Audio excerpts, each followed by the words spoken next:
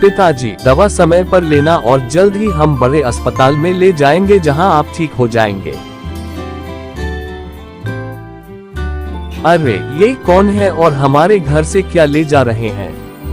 पिताजी, आप घर में आराम कीजिए, मैं देखता हूँ। अरे ये लोग कुएं में चले गए हैं, ऐसा कैसे हुआ? कुएं में कुछ गड़बड़ लगती है। राजेश भी कुएं में चला गया। बेटा, मैंने दवा दे दी है। ये दवा पिताजी को सुबह और शाम देते रहना, इससे शायद कुछ राहत मिले। हकीम जी, पिताजी को किस बीमारी ने घेर लिया है? आप पिछले 6 महीनों से दवा दे रहे हैं, लेकिन अब तक उनकी तबीयत में सुधार नहीं हुआ है। बेटा, मुझे भी हैरानी है कि मनमोहन भाई को ऐसी कौन सी बीमारी हो गई है जो ठीक नहीं हो रही। मुझे लगता है कि यह एक गंभीर और लाइलाज बीमारी है। ठीक है बेटा, मैं चलता हूँ।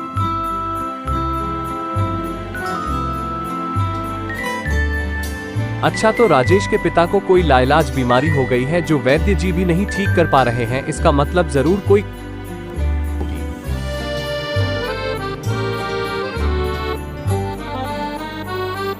अरे रमेश भाई, हमें चाय दे दो और साथ में गरम पकड़ी भी दे देना।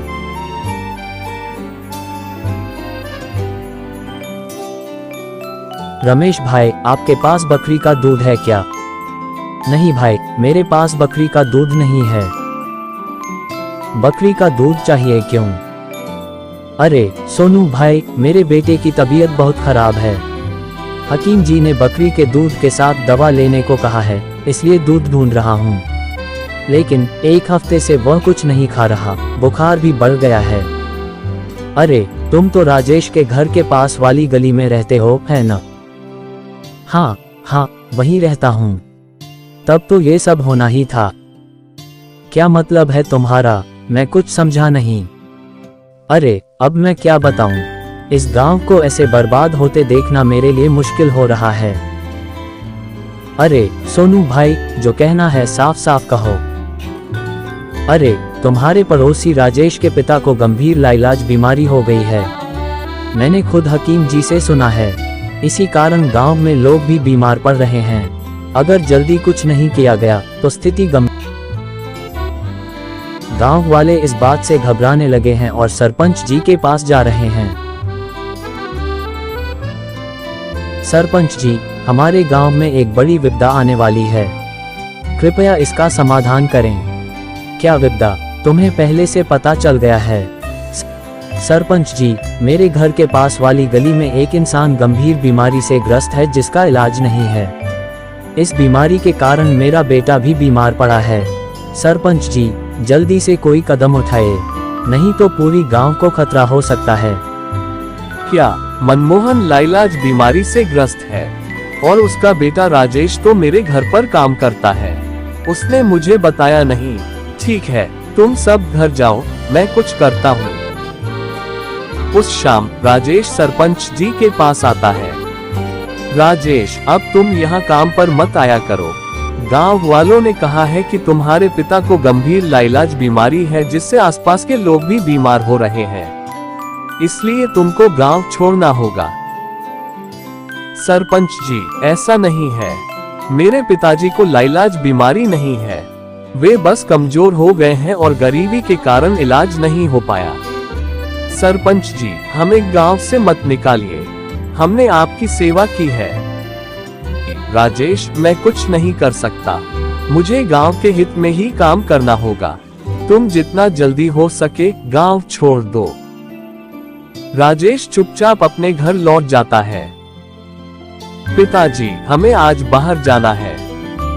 ऐसा क्या जरूरी काम है जो मुझे भी साथ ले जा रहे हो? पिताजी, मैं बाद में बताऊंगा, अभी चलिए, हम कुछ दिनों के लिए गांव से बाहर जा रहे हैं। राजेश अपने पिता को लेकर गांव से निकल जाता है और 3-4 गांव छोड़कर एक सुनसान जगह पर झोपड़ी बना लेता है। मनमोहन, अब बताओ बेटा, मुझे यहाँ क्यों लाए हो? क्या है तुम्हारा काम और हम कब घर लौटेंगे? पिताजी, हम अब उस गांव में वापस नहीं जाएंगे। लोगों को लगता है कि आपकी गंभीर बीमारी गांव में फैल जाएगी, इसलिए सरपंच जी ने हमें बाहर निकाल दिया है। अब हम यहाँ रहेंगे। लेकिन यहाँ क्या करेंगे? यहाँ कोई नहीं है, बस एक घना जंगल है। पिताजी, जंगल के पार एक गांव है जहाँ रोज बाजार लगती है। मैं लकड़ी काटकर वहाँ बेचूंगा और पैसे बचाकर आपका इलाज कराऊंगा। अब आप आराम कीजिए, बाकी सब मैं देख लूंगा। राजेश रोज जंगल से लकड़ी काटकर बाजार में बेचने लगता है। पिताजी, मैंने एक प्रसिद्ध हकीम जी के बारे में सुना है जो जंगल के पार वाले गांव में रहते हैं। चलिए, आज मैं आपको उनके पास ले चलता हूँ। वे आपको ठीक कर देंगे। मुझे आपकी बीमारी का कारण समझ में नहीं आ रहा, लेकिन मैं आपको कुछ दवा दे रहा हूँ। इसे खाते रहना, इससे दर्द और बेचैनी कम होगी। पिताजी, दवा समय पर लेना और जल्द ही हम बड़े अस्पताल में ले जाएंगे जहां आप ठीक हो जाएंगे। अरे, ये कौन है और हमारे घर से क्या ले जा रहे हैं? पिताजी, आप घर में आराम कीजिए, मैं देखता हूँ। अरे, ये लोग कुएं में चले गए हैं। ऐसा कैसे हुआ? कुएं में कुछ गड़बड़ लगती है। राजेश भी कुएं में चला गया। अरे, ये तो किसी दूसरी दुनिया जैसी लग रही है। क्या मैं सपना देख रहा हूँ? यहाँ एक महल है और सैनिक भी हैं। कौन हो तुम और यहाँ कैसे आए? महाराज, मैं उस कुएं के रास्ते आया हूँ। मैंने देखा कि मेरे घर से कुछ लोग सामान लेकर यहाँ आए हैं, इसलिए मैं भी यहाँ आ गया।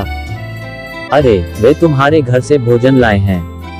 हाँ हाँ महाराज, आप जब चाहो हमारे घर से भोजन ले सकते हो। क्या सचमुच आप भोजन देने को तैयार हैं?